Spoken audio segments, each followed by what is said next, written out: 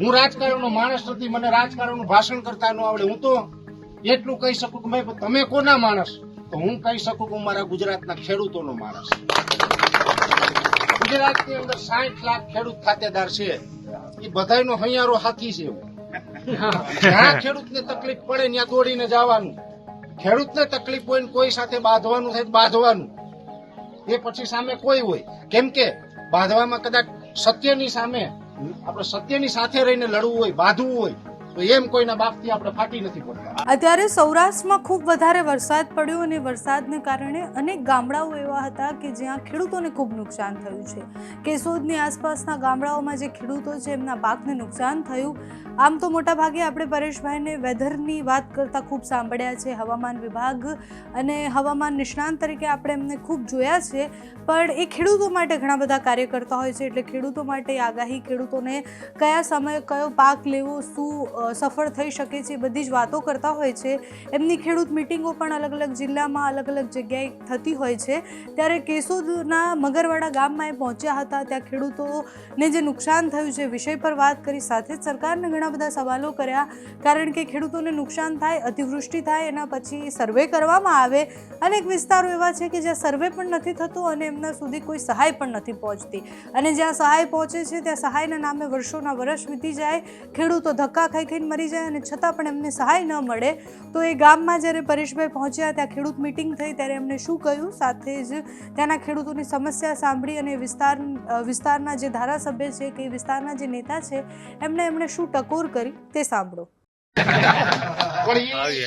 એવું કોઈનું મનમાં ન રહે એટલા માટે હું કહું, કેમ કે આ 21મી સદી છે, ટેકનોલોજીનો યુગ છે. હવામાન ઉપર હું ભણ્યો છું, હું પણ એક ખેડૂતનો દીકરો છું. હવામાન ઉપર મેં ગ્રેજ્યુએટ કર્યું છે, મેં ગ્રેજ્યુએટ થયો છું, એટલે હું આ મિટિયોલોજી વિષય ઉપર તમામ માહિતી આપી શકું. એટલે જે આપણી ગુજરાતની જમીન છે, આ જમીનની જે સપાટી છે, આ જમીનની સપાટી પ્રમાણે 1 કલાકની અંદર 3.25 ઇંચ વરસાદ પડે તો આપણી જમીન છે એ પાણીનો નિકાલ કરી શકે. જો 3.25 ઇંચ કરતા વધારે વરસાદ પડે, 1 કલાકે 3.25 ઇંચ કરતા વધારે વરસાદ પડે અને એવો જ વરસાદ સતત 3 કે 4 કલાક વરસી જાય, તો એટલું પાણી છે પછી આ જમીન આપણી નિકાલ કરી ન શકે. નિકાલ કરી ન શકે એટલે નદીઓ બે કાંઠે જાય, નદીઓમાં પાણી સમાય નહીં, નદીઓના પાણી છે ખેતરોમાં ફરી વળે. ડેમ જે તમે વાત કરી કે અહીંયા ડેમ છે જે આપણે સાબરીનો, એ ડેમમાં પાણી ન સમાય. બારા ખોલે તો એક તો ઉપરથી આ વરસાદનું પાણી આવતું હોય અને બારા ખોલે એટલે ડેમનું પાણી, એ બધું પાણી ભેગું થાય એટલે ખેતરોય તાણે, ચોમાસું પાકે તાણે અને બધું તાણીને લઈ જાય. તો આજે પરિસ્થિતિનું આપણે નિર્માણ થયું છે. કેમ કે આ છેલ્લા 1 અઠવાડિયાની અંદર જે વરસાદ પડ્યો એ 12 ઇંચ કરતા વધારે પડ્યો અને એ પણ 3.5 કલાકની અંદર પડ્યો છે. કેમ કે મારી પાસે જે ટેકનોલોજી છે, સિસ્ટમ છે, એની અંદર બધી નોંધ છે.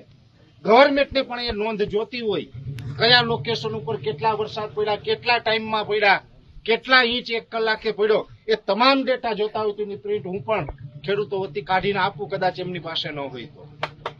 પણ સામે સરકાર પાસે પણ આખું હવામાન વિભાગ છે અને એ હવામાન વિભાગના અધિકારીઓ છે, એને પણ તમારા મારા ટેક્સના પૈસામાંથી એને પગાર ચૂકવવામાં આવે છે.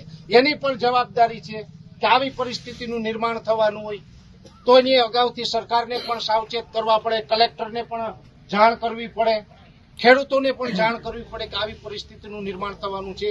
કેમ કે તમે મને જોતા હશે, સાંભળતા હશે, ત્યારે પણ મેં એક વાત કરી હતી કે ભાઈ આમાં આ રાઉન્ડની અંદર જે વરસાદ પડવાના છે 12 થી 15 ઇંચ સુધીના વરસાદો આવશે અને 12 થી 15 ઇંચ સુધીના વરસાદો આવે તો સ્વાભાવિક રીતે નુકસાની જાય.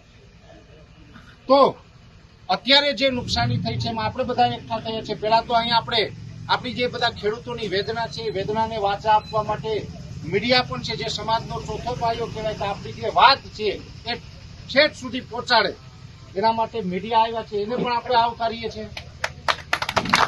એટલે મીડિયાના મારફતે આપણે એ વાત કરી રહ્યા છીએ કે આમાં દરેક પ્રકારની યોજના હોય. આ યોજનાની અંદર આપણા ગુજરાતની અંદર એક યોજના છે, એનું નામ છે મુખ્યમંત્રી કિસાન સહાય યોજના. કેમ કે કોઈ પણ આપણું નુકસાન છે આપણે માગવું હોય તો કાયદા મુજબ માગી શકીએ, કાયદા વિરુદ્ધ કાંઈ ન માગી શકીએ. તો કાયદાની વાત છે તો કાયદાની અંદર મુખ્યમંત્રી કિસાન સહાય યોજના, આ યોજનાની અંદર 2 કલમ છે. એક છે કલમ ઘ, બીજી છે કલમ 9. કલમ ઘ ની અંદર જ કલમ 9 નો સમાવેશ છે.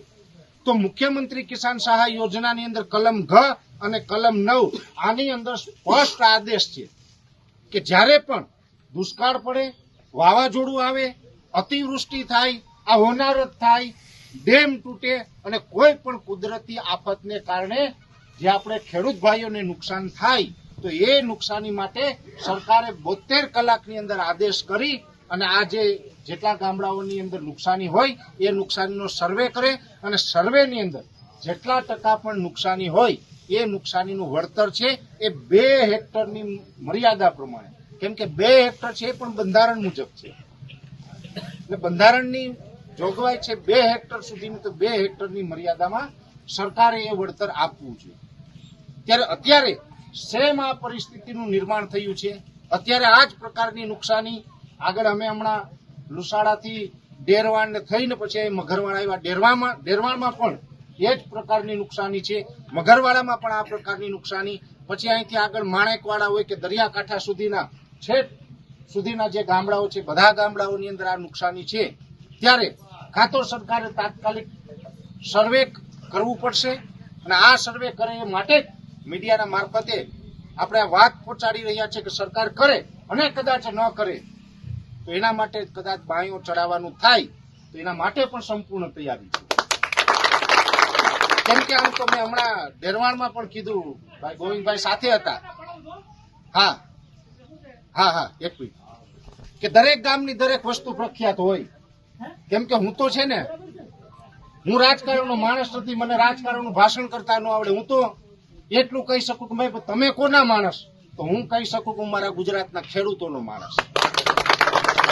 ગુજરાતની અંદર 60 લાખ ખેડૂત ખાતેદાર છે, એ બધાયનો હૈયારો હાથી છે. એવું જ્યાં ખેડૂતને તકલીફ પડે ત્યાં દોડીને જવાનું, ખેડૂતને તકલીફ હોય ને કોઈ સાથે બાંધવાનું થાય બાંધવાનું, એ પછી સામે કોઈ હોય. કેમ કે બાંધવામાં કદાચ સત્યની સામે આપણે સત્યની સાથે રહીને લડવું હોય, બાંધવું હોય તો એમ કોઈના બાપથી આપણે ફાટી નથી પડતા.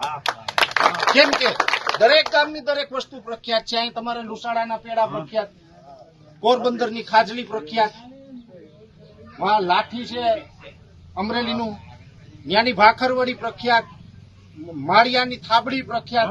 દરેક ગામનું દરેક પ્રખ્યાત હોય. એમાં અમારું જુનાગઢનું એક પ્રખ્યાત છે, જુનાગઢના બાવા વખણાય. ખબર છે ને?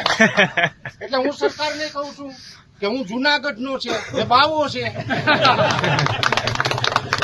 અને ખેડૂતોને જયારે અન્યાય થાય ત્યારે સરકારે યોગ્ય ન્યાય કરવો.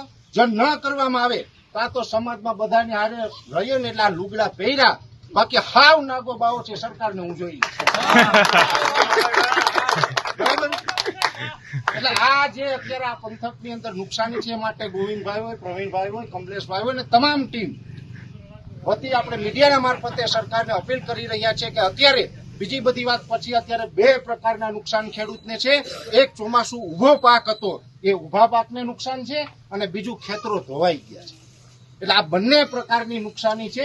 એની અલગથી વળતરની જે એને બજેટ હોય એ બનાવવું પડશે. કેમ કે પાક ધોવાણનું જે છે, જે પાક નિષ્ફળ ગયો છે, મુખ્યમંત્રી કિસાન સહાય યોજનામાંથી આપવું પડે અને ખેત ધોવાણોનું જે છે એ અલગ બજેટમાંથી આપવું પડે. એટલે બંને યોજનાનો લાભ છે એ ખેડૂતને મળે એવી અમે વાત કરવા આવ્યા છે અહીંયા. અને જો કદાચ નહીં મળે તો અમે તમારી સાથે છીએ.